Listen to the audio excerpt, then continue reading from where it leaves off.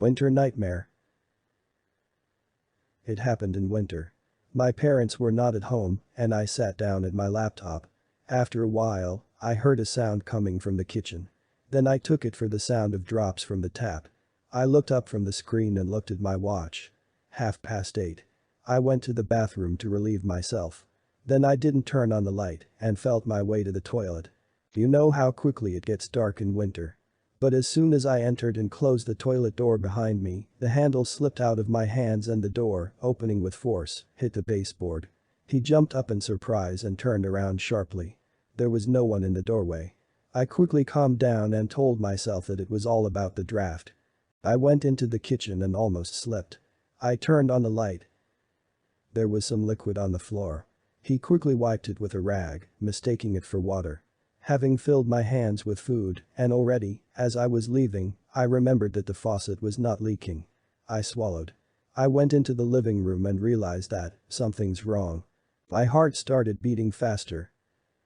The chair I was sitting on was overturned and the laptop was turned off. I threw the food on the sofa and walked over to the chair. A wild, inhuman cry of bestial anger followed. I turned around. It turns out there was some kind of creature behind the door. Not a man, not a beast. Which is average. The body is bony, covered with pale skin. The face is dark with empty, bloodshot eyes and yellow protruding teeth. Long drool oozed from behind his mouth. The creature jerked towards me and slashed its claws across my stomach. The claws were so sharp that they tore the shirt and cut the skin to the meat. I groaned, the pain was so intense that I was bent in half. The creature with a roar swung again, but I rushed to the side and ran to the kitchen. I heard hurried footsteps behind me. I grabbed the knife, but before I could turn around, I was pushed and fell on my back. The knife bounced to the side. The creature sat down on me. Stinking drool dripped onto the wound. The creature swung and hit me on the cheek. It burned with hellish pain. Another swing. The other cheek. The creature looks at me with its eyes, bends down and licks the blood on its left cheek. The knife wasn't far, but I couldn't get there. Gathering myself, I hit the monster's head with my fist. The creature rolled back and it gave me a chance to escape. The knife was in my hand behind my back.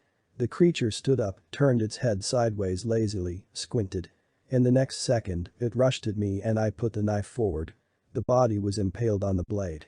The creature was a few centimeters from my face. It wheezed and drool mixed with blood and flowed to the floor. I yanked the knife back. The body fell. I don't remember how my parents came and started asking what happened, how we called an ambulance and the police, but I will always remember the creature that left scars on my cheeks and stomach.